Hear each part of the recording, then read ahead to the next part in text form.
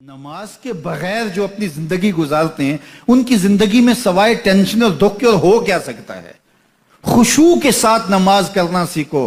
نماز پڑھنے کے بعد آپ ہلکے پھلکے پاؤ گے اپنے آپ کو. رقت کے ساتھ اللہ کے حضور گڑ گڑاتے ہوئے سجدے کرو, اس کا اپنا سرور پاؤ گے. اللہ اکبر. لیکن ایک بندہ کہے کہ جناب میں نماز پڑھتا ہوں لیکن ایسی کیفیت تو پیدا نہیں ہوتی, تو شیطان اس کو کہتا ہے کیا فائدہ ایسی نماز پڑھنے کا؟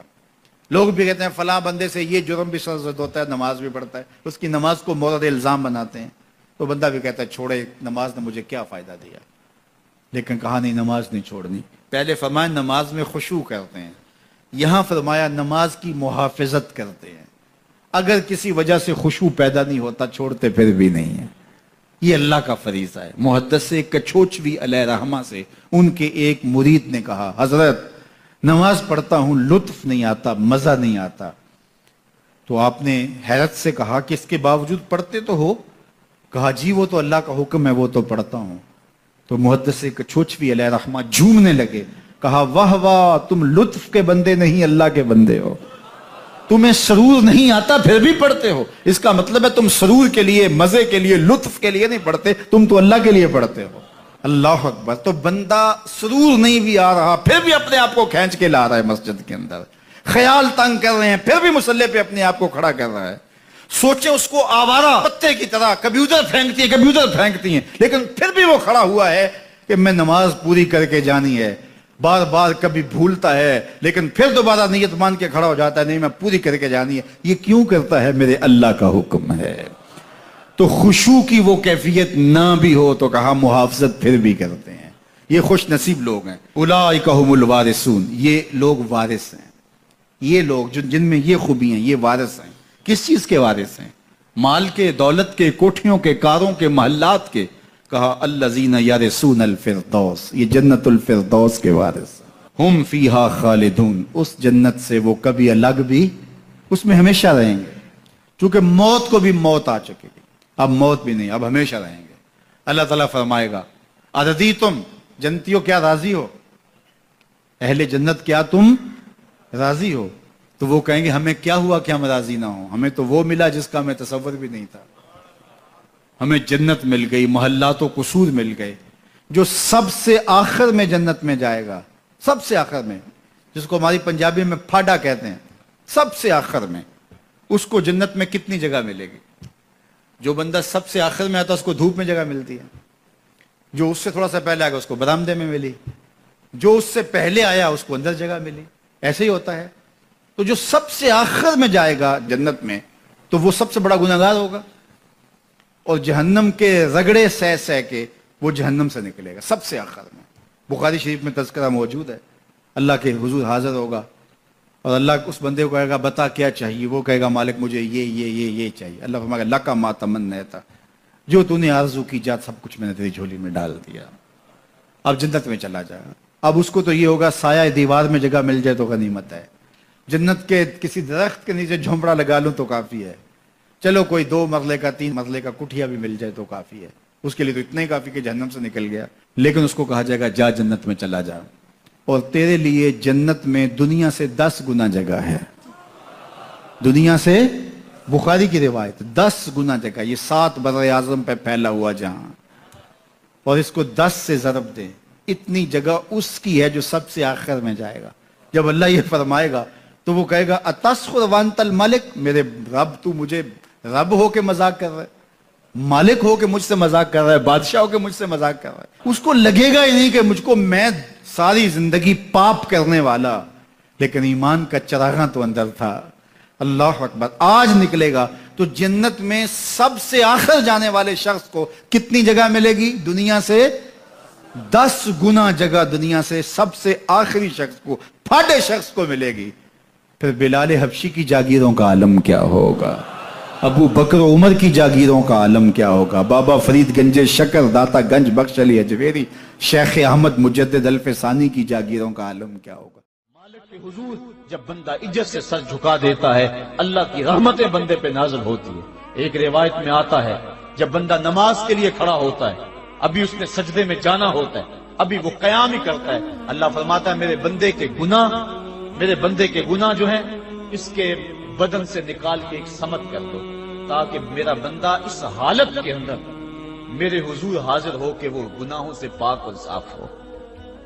حضرت نبی رحمت صلی اللہ علیہ وآلہ وسلم فرماتے ہیں کہ پھر اس کے سارے گناہ اس کے بدن سے اتار کے ایک سمت رکھ دی جاتی اور بندہ مصلی پہ سبحان ربی العالی کے نغمے الاپتا ہے، رکوع کرتا ہے، سجدے کرتا ہے۔ جب سلام پھیر کے نماز ختم کر کے دعا کر کے جانے لگتا ہے تو فرشتے عرض کرتے ہیں مالک یہ جو گناہ اتار کے ایک سائڈ پہ رکھے تھے یہ دوبارہ اس کو دے دیں؟ اللہ فرماتا ہے جس کی جھولی سے گناہ نکال لیے تھے دوبارہ اس کی جھولی میں نہیں ڈالیں۔ اللہ اکبر۔ اور ایک روایت کے لفظ ہیں کہ جب بندہ نماز کے لیے کھڑا ہوتا ہے اس کے کندھوں کے اوپر سارے گناہ آ جاتے ہیں اور اس کے سر کے اوپر گناہ آ جاتے ہیں۔ جب رکوع میں جاتا ہے تو کندھوں والے گناہ گر جاتے ہیں اور جب بندہ سجدے میں سر رکھتا ہے تو اللہ تعالیٰ اس کے سارے گناہوں کو ختم کر دیتا ہے اور وہ بالکل پاک ہو جاتا ہے۔ حضرت سلیمان فارسی ایک دن ایک درخت کے نیچے کھڑے تھے، آپ نے درخت کی شاخ کو پکڑ کے جنبش دی، حرکت دی، موسم خزاں تھا، درخت کی شاخ کے سارے زرد پتے گر گئے۔ ایک صحابی پاس کھڑے تھے، انہیں پوچھنے لگے عثمان تو نے مجھے پوچھا نہیں کہ میں نے درخت کی شاخ کو یوں ہلایا کیوں ہے؟ انہوں نے کہا اچھا پھر آپ بتا دیں کہ آپ نے درخت کی شاخ کو یوں کیوں ہلایا ہے؟ کہا سنو پھر ایک دن میں اور چند صحابہ حضور کے ساتھ جا رہے تھے، رستے میں ایک درخت آیا، اس کے نیچے حضور کھڑے ہوئے، حضور نے اس طرح درخت کی شاخ کو پکڑ کے ہلایا، یوں پتے جھڑ گئے، ہم اس منظر کو دیکھتے رہے۔ حضور علیہ الصلوۃ والسلام نے فرمایا سلمان فارسی تو نے مجھے پوچھا نہیں کہ میں نے اس درخت کی شاخ کو یوں کیوں ہلایا ہے؟ تو میں نے عرض کی حضور آپ بتا دیں کہ آپ نے کیوں ہلایا ہے؟ فرمایا سلمان جس طرح اس درخت کی شاخ کو ہلایا گیا اور سارے پتے جھڑ گئے، جب کوئی بندہ سجدے میں سر رکھتا ہے نماز پڑھتا ہے اس کے سارے گناہ دھل جاتے ہیں اور وہ پاک اور صاف ہو جاتا ہے۔ ایک دن فرمایا صحابہ اگر کوئی بندہ اس کے گھر کے سامنے سے نہر گزرتی ہو اور وہ دن میں 5 مرتبہ اس نہر کے اندر غسل کرے تو بتاؤ اس کے بدن کے اوپر کوئی میل کچیل رہ جائے گا؟ عرض کی نہیں۔ فرمایا اس طرح جو 5 نمازیں پڑھتا ہے اس کے بدن کے اوپر گناہوں کا میل نہیں رہتا۔ فرمایا الصلاۃ معراج المومنین، نماز مومنوں کا معراج ہے۔ عماد الدین الصلاۃ، نماز دین کا ستون ہے۔ حبب الی من دنیاکم ثلاث، الطیب والنساء وجعلت قرۃ عینی فی الصلاۃ، مجھے تمہاری دنیا سے صرف 3 چیزیں پسند ہیں، خوشبو، منکوحہ بیویاں اور میری آنکھوں کی ٹھنڈک نماز میں رکھی ہے۔ اور حضور نے یہ بھی ارشاد فرمایا من ترک الصلاۃ متعمدا فقد کفر، جس نے جان بوجھ کے نماز چھوڑی گویا اس نے کفر ہی تو کیا، یعنی کافروں والا کام کیا۔ حضرت امام فخر الدین رازی نے تفسیر کبیر میں لکھا حافظوا علی الصلوات والصلاۃ الوسطی، اس آیت کریمہ کے تحت ایک عورت مدینے کی گلیوں میں چیخ رہی ہے اور کہنے لگی مجھے حضور کے در کا پتہ بتاؤ۔ حضور کی چوکھٹ کا پتہ بتلایا گیا، وہ حاضر ہوئی۔ آقا کریم صلی اللہ علیہ وسلم کی خدمت میں عرض کی حضور میرا خامد سفر پہ گیا ہوا تھا اور میں نے اس کی عدم موجودگی کے اندر زنا کر لیا، حمل ٹھہر گیا اور جو بچہ پیدا ہوا میں نے مارے شرم کے اس بچے کو سرکے کے مرتبان میں ڈال دیا اور پھر اسی سرکے سے میں لوگوں کو فروخت کرتی رہی۔ اب جبکہ میرا ضمیر جاگا ہے میں آپ کی خدمت میں حاضر ہوئی، مجھے بتایا جائے کہ میرے گناہ کا بھی کوئی کفارہ ہے۔ حضور نے ارشاد فرمایا جو تو نے زنا کیا ہے اس کی سزا رجم ہے کیونکہ تو شادی شدہ ہے، اور جو تو نے بچے کو قتل کیا ہے قتل کی سزا قتل ہے، اور جو تو نے سرکہ بیچا ہے فقد ارتکبت کبیرہ، تو نے کبیرہ گناہ کیا ہے، اس کی سزا تو قیامت کے دن پائے گی۔ اس کے بعد حضور فرمایا ان تینوں گناہوں کی یہ سزا ہے، لیکن جس طرح تو گھبرائی ہوئی آئی تھی میں تو یہ سمجھا تھا شاید تیری نماز اثر قضا ہو گئی ہے۔ اب آپ اندازہ کریں کہ نماز کی اہمیت کیا ہے اور ہم اس بات میں کتنی سستی کرتے ہیں۔ کسی سے پوچھا جائے نا آؤ نماز پڑھنے چلے، وہ کہتے ہیں بس یار میرے کپڑے پلید ہیں، کپڑے میرے پاک نہیں۔ تیرے کپڑے کیسے پاک رہ سکتے ہیں؟ تو اللہ کے حضور جھکنا نہیں جانتا، تیرے کپڑے بھی پلید ہیں، تیرا دل بھی پلید ہے، تو اس کے حضور جھک کے تو دیکھ، تن بھی ستھرا کر دے گا، تیری روح کو بھی پاکی دے دے گا، تیرے قلب کو بھی طہارت بخش دے گا۔ تو اس کے حضور جھک، اس کے حضور سجدوں سے اللہ کے حضور خراج پیش کر اپنی محبتوں کا۔ جب بندہ سجدے میں سر رکھتا ہے اللہ فرشتوں میں فخر کرتا ہے میرے بندے کو دیکھو نا بالآخر میرے حضور ہی جھکا ہے نا۔ کتنے گناہ کیے اس نے، کتنے جرم کیے اس نے، لیکن بالآخر میرے حضور آیا اور اپنے گناہوں کی معافی مانگتا ہے، فرشتوں گواہ ہو جاؤ میں نے اپنے اس بندے کی مغفرت فرما دی۔ تو اللہ کے حضور نماز پڑھنے والا، بلکہ ایک روایت مسند امام احمد بن حنبل میں موجود ہے، حضور فرمایا جب بندہ نماز کے ارادے کے لیے اٹھتا ہے اور وضو کرنے کے لیے جب پانی کا پہلا قطرہ چلو پہ لیتا ہے، جو ہی اس کے بدن سے وضو کا پانی چھوتا ہے اللہ اس کے گناہوں کو معاف فرما دیتا ہے۔ جس نماز کے قصد کے لیے اٹھیں اور وضو کریں اور پانی چھوتے ہی گناہ معاف ہو جائیں، اگر اس نماز کا اعلیٰ درجہ سجدہ کر لیا جائے تو پھر مالک کی کتنی رحمت نازل ہوگی۔ یہ کتنی بڑی دولت ہے، یہ کتنا بڑا سرمایہ ہے جس سے ہم لوگ محروم رہ جاتے ہیں۔ آؤ اللہ کی رحمتیں سجدے میں ڈھونڈے، سجدے میں پیشانی رکھ کے جب ہم اس کی رحمت کو مانگے تو وہ مالک ہمارے اوپر رحمتیں نازل کرے گا۔ آج پوری دنیا کے اوپر مسلمانوں کے ساتھ جو حالات ہیں وہ کسی سے مخفی نہیں۔ کوئی کہتا ہے کہ معاشی طور پہ مسلمان کمزور ہیں، اس وجہ کو بھی میں تسلیم کرتا ہوں۔ مسلمان کے پاس آلات حرب و ضرب بھی موجود نہیں ہیں، اس وجہ کو بھی تسلیم کر لیا جائے۔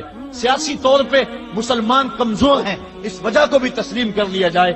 یہ ساری وجہیں اپنی جگہ پہ، لیکن یہ بھی تو سنو مسلمانوں کی تعداد اس وقت 1 ارب 40 کروڑ ہے۔ افرادی قوت اتنی کبھی بھی مسلمانوں کی نہیں ہوئی تھی۔